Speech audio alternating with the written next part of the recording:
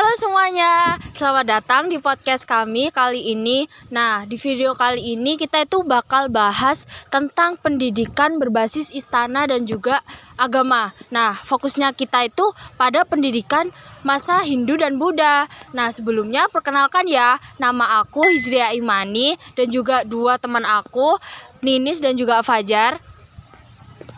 Halo semuanya, siap banget nih membahas topik sejarah yang satu ini karena pada masa sekolah pada masa dulu itu sangat menarik walaupun belum ada sekolah yang sama seperti sekarang.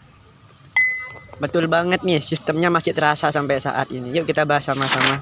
Nah, kita kan membahas tentang pendidikan berbasis agama dan istana ya, yang dimana kita itu lebih fokus di pendidikan Hindu dan Buddha. Nah, mungkin sebagian dari kita itu taunya zaman itu cuma soal kerajaan dan candi. Nah, padahal di balik kemegahan istana dan wihara itu juga ternyata ada sistem pendidikan yang sangat luar biasa. Nah, yang sangat luar biasa pada zamannya kan. Nah, ketika zaman Hindu sendiri tuh kayak gimana sih, Nis?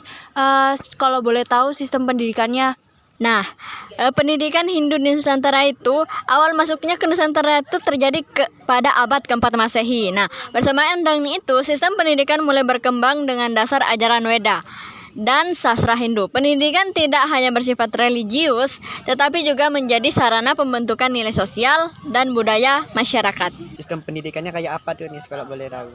Nah, benar tuh, pasti kan punya sistem pendidikannya ya. Itu seperti apa sih? Nah, sistem pendidikan Hindu tersendiri itu adalah pertama itu sistem tempat pendidikannya itu pertama itu dilaksanakan di mandala atau di pura tempat mereka beribadah. Nah, terus guru utamanya itu dipimpin oleh Brahma, yaitu golongan pendeta yang memiliki pengetahuan mendalam tentang ajaran Weda.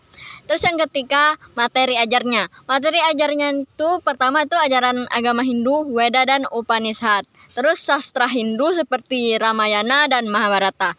Terus filsafat dan ilmu pengetahuan umum. Nah, pasti juga kan ada pengaruh dari istana juga ya.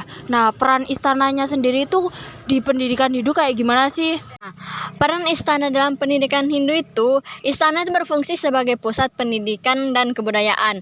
Nah, pendidikan di istana diarahkan untuk membentuk kepemimpinan yang beretika, religius, dan berbudaya Hindu. Pelatihan meliputi kepemimpinan etika dan spiritualis. Nah, selain itu, istana menjadi tempat pengembangan seni dan sastra Hindu. Nah, terus pengaruh Hindu di Nusantara itu kayak apa nih?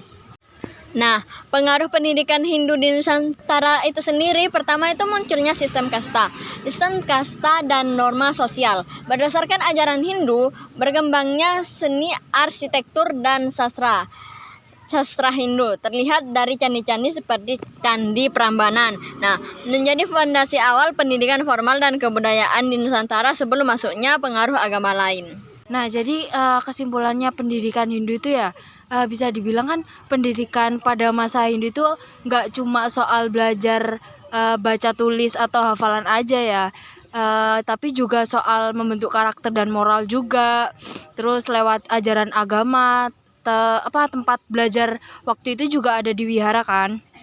Nah, dan juga di istana itu jadi pusat ilmu dan kebudayaan. Para bangsawan dan cendekiawan juga belajar bareng di sana, membahas ilmu pengetahuan, terus sastra sampai kesenian. Terus dari sistem pendidikan inilah lahir banyak nilai dan tradisi yang akhirnya jadi dasar bagi perkembangan pendidikan di Indonesia sampai sekarang. Nah, tadi kita kan udah bahas tentang pendidikan Hindu ya. Terus kalau pendidikan Buddha sendiri tuh gimana sih, Fajar, menurut kamu? Jadi untuk kerajaan Buddha sendiri itu dilatar belakangi dengan adanya kerajaan Sriwijaya yang terbesar di Indonesia. Dengan banyaknya orang-orang di istana itu yang beragama Buddha, muncullah sistem pembelajaran agama Buddha di Indonesia. Nah, sistem pendidikannya itu ada nggak sih? Kan tadi pendidikan Hindu ada ya sistem pendidikannya sendiri gitu. Nah, sistem pendidikan Buddhanya kayak apa? Nah, untuk sistem pembelajaran pendidikan di agama Buddha itu ya, pertama dia tuh berpusat di wihara sebagai pusat pembelajaran. Terus juga materinya udah ada etika, ada filsafat, ada meditasi. Dimana kalau etika itu ya tentang moral, terus filsafat itu tentang berpikir kritis, dan juga ada meditasi yang tentang kebatinan. Nah, dilanjut juga ada pengajar utama yaitu bernama biku, dan juga sistem ini itu terbuka untuk semua kalangan dan juga untuk masyarakat umum tanpa adanya kasta-kasta. Terus peran istananya sendiri itu gimana? Nah, kita masuk ke peran istana agama Buddha. Nah, yang pertama itu untuk penyebaran agama. Karena Sriwijaya itu kan besar, jadi mereka punya akses banyak ke masyarakat untuk menyebarkan agama tersebut. Dan yang kedua juga untuk memilih pemimpin di istana itu dengan bijaksana. Nah, dan juga itu ada pelatihan spiritual dan moral di istana karena banyak mungkin prajurit-prajurit yang belum mengenal agama Buddha, jadi mereka diajarkan seperti itu. Dan yang terakhir untuk itu sebagai seni dan sastra Buddha. Nah, pengaruh pendidikan Bunda di Nusantara itu seperti apa sih?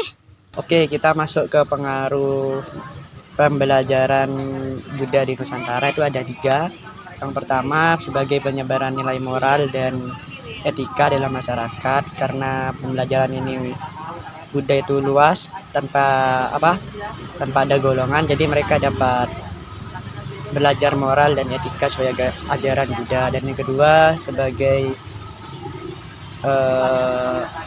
berkembangnya seni dan arsitektur, yang ada contohnya itu Candi Borobudur yang kita dapat lihat bersama-sama. Dan yang ketiga itu sebagai tempat untuk berkontribusinya sistem pendidikan Buddha dan kebudayaan di Indonesia. Jadi dengan adanya pembelajaran Buddha ini, pembelajarannya itu sistemnya itu berkontribusi, ada agama, ada budaya Buddha juga yang dibawa ke dalam sistem ini. Nah, kalau pendidikan Hindu udah, terus pendidikan Buddhanya kan tadi udah dijelasin sama Fajar ya. Kesimpulannya tuh di masa Buddha pendidikan lebih banyak berlangsung di wihara. Terus tempat para biksu dan murid belajar bareng juga. Di sana mereka nggak cuma belajar tentang agama, tapi juga diajarkan cara berpikir logis, berperilaku baik, dan memahami kehidupan. Nah, tujuannya itu supaya manusia bisa hidup dengan bijak dan penuh kasih sayang. Nah, sistem pendidikan kayak gini tuh bikin masyarakat waktu itu jadi lebih terbuka, damai, dan juga beradab, nilai-nilai yang masih relevan banget buat pendidikan di zaman sekarang. Nah, teman-teman, kita udah di ujung acara nih. Nah, dari obrolan kita dari tadi ya, kita bisa simpulkan kalau pendidikan pada masa Hindu-Buddha itu punya peran sangat besar yang membentuk budaya budaya dan karakter di Nusantara ini kan ya. Karena waktu itu pendidikan agama di wihara juga dan pendidikan di istana nggak cuma ngajarin pengetahuan, tapi juga ngajarin nilai-nilai moral, spiritual, dan juga tanggung jawab sosial. Dan jangan lupa, istana saat itu juga menjadi pusat pendidikan sekaligus kebudayaan. Jadi, antara agama, ilmu, dan kehidupan masyarakat tuh menyatu banget. Semua saling melengkapi dan saling memperkuat.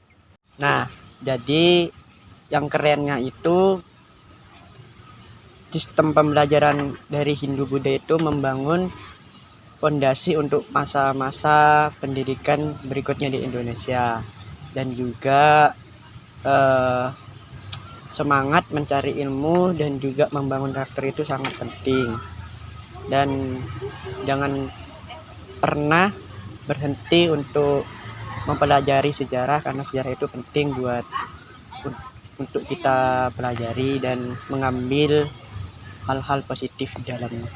Nah, jadi bisa dibilang ya, pendidikan zaman Hindu-Buddha itu bukan cuma sejarah, tapi juga akar dari semangat belajar kita. Jadi semoga kita semua bisa terus jaga nilai-nilai baik itu, belajar gak cuma buat pinter, tapi juga jadi manusia yang baik dan beretika. Nah, jangan lupa terus semangat dan juga belajar, jangan berhenti belajar dan terus ngulik sejarah, karena di masa lalu kita nggak ngerti siapa diri kita yang sekarang.